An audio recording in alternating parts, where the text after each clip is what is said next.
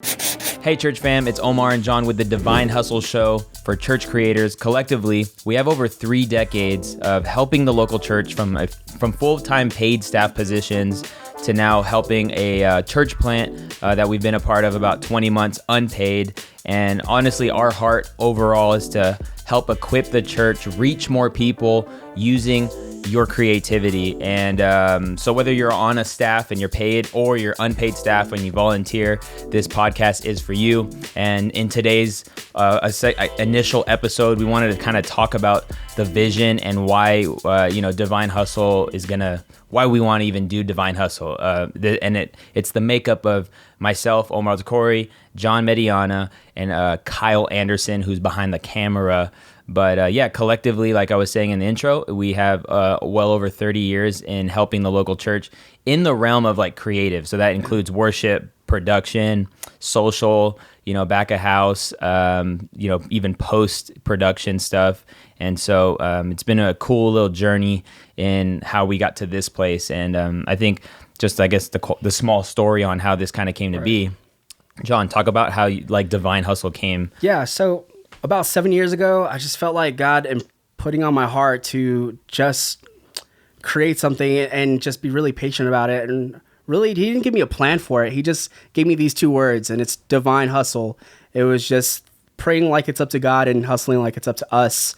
And he gave me that like 7 years ago, and I just sat on it, and I made sure that, okay, he's like, Joe, take all the social media, take the website, take it all, and just sit and just be patient, because sometimes when you're in and out of seasons, like God will put something on your heart, and sometimes you don't see the fruit of it until like later on, like years later. So it all started with a podcast, and then it grew from there. And then, as you know, me and my wife moved from LA to Vegas and reunited with our Vegas fam.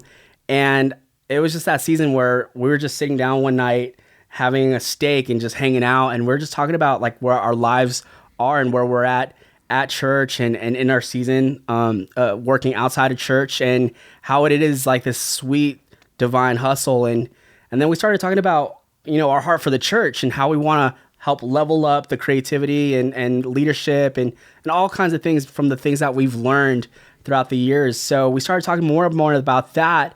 And it just came to be like this thing where we're like, we need to do something. We need to activate, and we need to start like sharing our stories and sharing the things that we've experienced and helping others level up in their skills and strategies behind, getting the message out there, which is the local church's message. Right. And I guess you can ask like why you guys, like why should we be ones to listen to or take advice from or learn how to do stuff?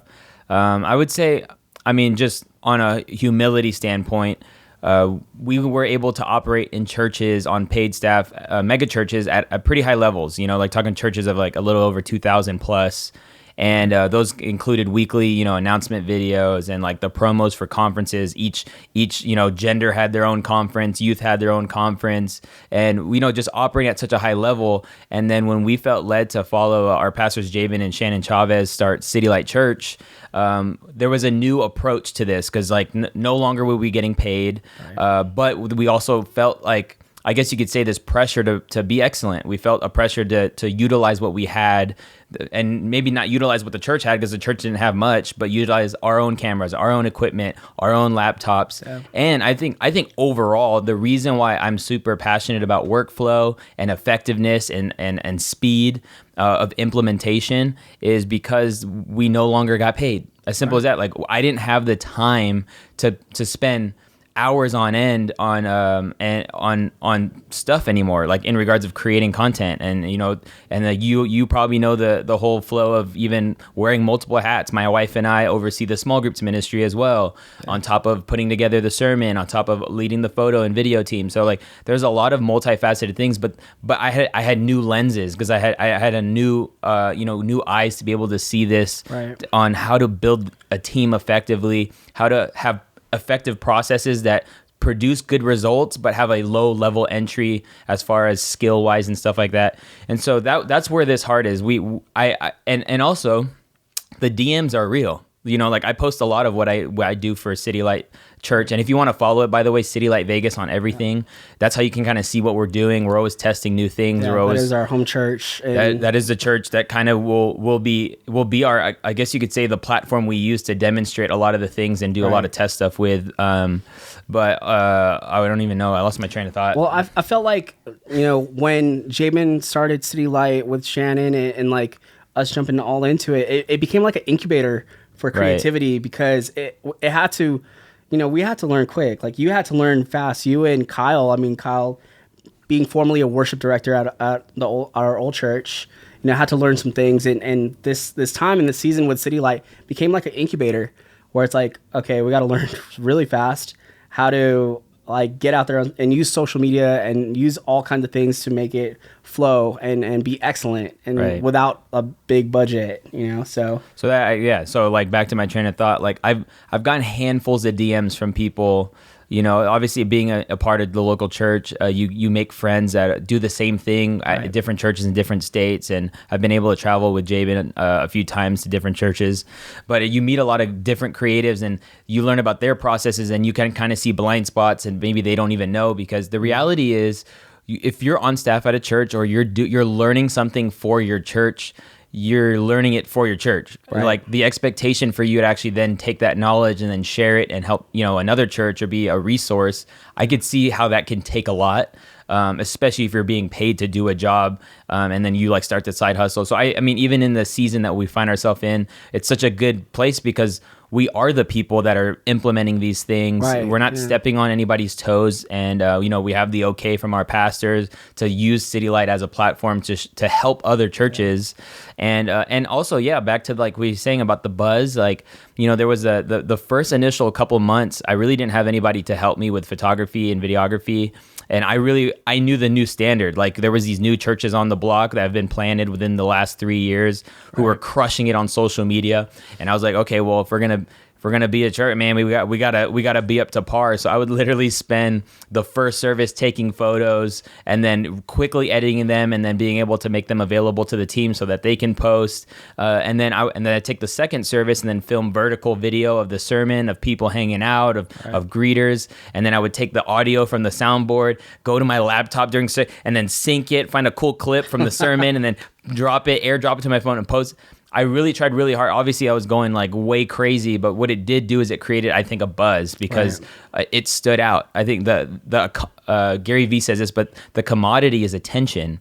And so if you can buy attention by simply increasing your quality or just standing out and buying just a few seconds, then like that, we were that new church on the block that just like had fresh photos and had fresh media. But all that to say, like no one's paid. So this is just all like straight processing. And going back to the idea of being, I had to put it all, I had almost like felt like I had to just do it all on Sunday as much as possible, because our time was more, precious because I had other work outside of church and, no longer taking a check. And so I feel like we've collectively learned great practices to level up. And my goal at the end of the day was that I wouldn't do everything. The goal is that I wouldn't take any more photos. I wouldn't be hitting record all the time anymore, but I can create a system or a box that someone who would be interested in serving, who would take next steps, can simply go into and have a great box to work in and be free in that box. And at a low level entry, you don't have to be a pro to be able to, shoot or be a part of City Light Creative. But yeah, that's kind of like the heart. And our eyes were open a couple of weeks ago as we were just talking about there really isn't a resource for people helping churches. And there's resources of people helping churches, but they're essentially telling you what you should be doing, what you could be doing. And I think the missing piece and where we feel like we're going to find our place in this is showing you how it could be done, showing you how you can use the stuff you already have, how you can use your iPhone, how you can do what you're already doing or use what you already have and create the best you can with it. With occasional, like if you have a budget, maybe consider this camera for this, or if you have a budget, consider this for your new sermon video or what have you. But that's kind of just like our heart is simply sharing kind of what we've figured in the last 20 months. Yeah. And listen, there's a million ways to do a million different things that you're trying to do. So, we've been very blessed and very thankful to be having our hands in all kinds of mediums, like different cameras, different technology, all kinds of stuff. And we really want to make this a place to provide those resources and not only tell you, like Omar said, but show you exactly how to do things. And I think, if we're all being honest, like we've learned everything from church. Like we learned creativity from church. We learned 100%. like music. If you're a musician or a photographer or a filmmaker, like you started in church and you film like, recap videos, or you want to learn how to level up. I think everything that I've learned that has become essential to my work outside of church came from being hungry in church 100%. and wanting to learn and grow. And that was the awesome, perfect place, the perfect atmosphere to put your creativity to the test and really grow as a filmmaker, creative musician, all that stuff. And we learned that all from church. That's literally like one of my favorite things. Our pastor said at one of the creative nights we had is essentially, if you can really put it in perspective, you can't get this kind of training anywhere else. Like, everyone else would have to pay for it. Everyone else would have to go to school, pay for an internship, maybe take no pay or whatever, but you're limited to what you can do. The church, the local church, capital C church, is the only place on a weekly basis you could demonstrate or practice with your creativity at such a cool level. Like, you're talking like learning how to shoot a production or a concert, being back at house and messing with audio and slides to go with a presentation or the message, dude, that like on a weekly basis. So if you messed up this Sunday, guess what? You have next Sunday to fix your mistakes right away. Like, you'll be corrected, but you'll no, it's like, it's such a crazy reality that like you can quickly, get fix little blind spots you have in your photo or video game. And it's such a cool thing, because instead of, I know this, a lot of people that are outside of the church that are trying to make it creatively, they're waiting on work. Yeah. They have to find work to do. Yeah. But what's so cool about the local church is it provides a place where there's like essentially no permission for you to be able to be a part of it, Right. And I love that. I actually have a funny story, or a cool story. One of my favorite things, and we would attest that we all are successful outside of the church because of the church and what we've been able to do for it. But there's this girl at our church. Her name's Kayla. She came to me. Shout out to Kayla Sharsh. She came to me in June of 2018, and I have a few videos on my YouTube channel about beginner photography and stuff. And she came up to me and she's like, "Hey, I actually saw one of your videos on YouTube." I was like, "Oh, you're trying to like learn photography and stuff?" She's like, "Yeah, I really think I want to shoot like weddings and probably do like family sessions and stuff." I was like, "Sweet, like I'd love to teach you if you have any questions." I was like, "Are you interested in like joining the photo team here at City Light?" And she's like, "Oh no, like there's just no, like I literally don't know anything about photography." And I told her, I was like, "If you can just commit to serving a few weekends a month, I'll get you a camera that you can use. I'll teach you everything I know." And fast forward, this is Kayla, a mom of 3, homeschool mom, and her husband's awesome, serves on the worship team. But then she's going after it. She's shooting photos, she's helping edit, and I'm kind of showing her the way.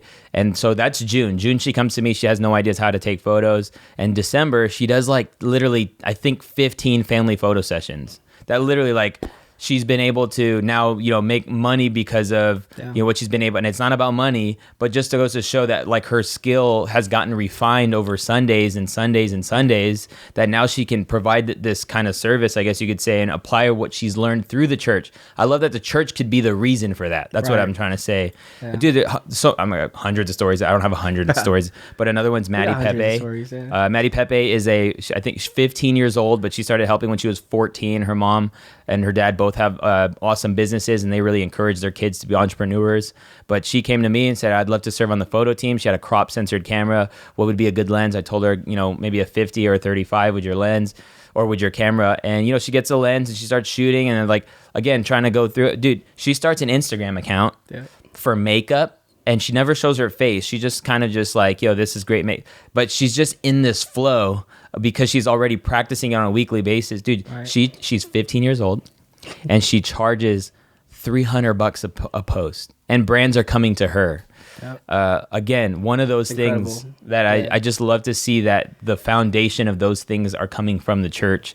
I don't know. And obviously, again, like I said, it's not about money or anything, but it's great. The world is looking for people who are passionate. The world is looking for people who are excellent at what they do, and we just hope that the church could set the standard for culture when it comes to creativity. Yeah, and talking about money, like even though that's not the thing, that money is a byproduct of what's actually happening, and the things that you learn. Like people are starting to see that, and like that creativity, they're gonna want to like, you're gonna want to charge, and you're gonna want to like grow, and like that's just like the fruit of what you're learning. And I don't know about you, but I remember when I was first learning, I got really excited throughout the week, like YouTubing stuff or learning stuff and wanting to try that on a Sunday and be like, oh, I want to really try that technique or really try that lens or transition, really, transition or like, man, I just developed these like presets. I really want to try these out. Speaking of presets, go check out Omar's presets, sidebar. But like that's something that really excites me as a creative. And I'm sure that it really excites you too, having to want to learn a new technique, or sometimes we feel like we're hitting a wall as creatives and like we don't know what the next step is, like, or what we should learn next. So I really, really believe, and we all believe here at Divine Hustle, that you're here to learn something and grow and be challenged by the things that we've experienced and the skills that we've learned over the past couple of years. Yeah, I mean, and as we wrap, me and my friend Sean talk about this a lot, but like it's almost like people who are behind the scenes, like at some point, like in 2005 or 2007, there was like this ceiling, and it was like this ceiling of complacency that I feel like people who were behind the scenes, maybe underappreciated, whatever, fill in the blank, no longer started to push the mold, no longer were able to see possibilities. Right. Like if you can think of these people, you probably can. Like who are the people that you ask a question, you need an answer, and they send like a paragraph, but it's like, bro, I just need this to work. Like, hey, why is this cutting out here? Like, and so it's just, again, going back to like, we just want to challenge to push the mold and really ultimately it's so that people, get the message of Jesus, and that's always the ultimate goal. And, that as we wrap up this podcast, we hope that resonates with you. That's kind of just like in essence, our heart around what we want to do with Divine Hustle. And we'll share a little bit in episode 2 about kind of what that actually means and what it looks like for us. Yeah, and I think the biggest takeaway from this episode is asking why. Why are you doing things that you do? Right. Why is your church doing certain things? Like whether that's like printing out bulletins or, doing horizontal videos on your Instagram page that just makes people cringe. You know what I'm saying? So like maybe you could take something away from this and ask yourself, why are we doing what we're doing? Like, and is there any part that you can do to change that, or to think around that box? So yeah. No, yeah, we're super pumped. Hey, if you haven't, please hit the subscribe button, whether you're listening on podcast or on YouTube. And, we really hope to give you as much value as we can. And I would say if you know somebody else that works at another church that would benefit from probably, I guess this brand, Divine Hustle, in any way, shape, or form, if you know any purpose-driven entrepreneurs, feel free to share this. This is our, we're just giving, this is another level of us giving back to the community. Right. We're not charging for anything. Right. And also, if you have any questions, we want to build this podcast, this brand on the questions and the pain points of people who are actually doing the thing on a week-to-week basis. Right. And we want to help those people. So if you have any questions, make sure to DM us on Divine Hustle on IG, or hit the website and you can fill out the form there. And we kind of can go from there. But thank you so much for listening. Thank you, guys. We'll see you in the next episode.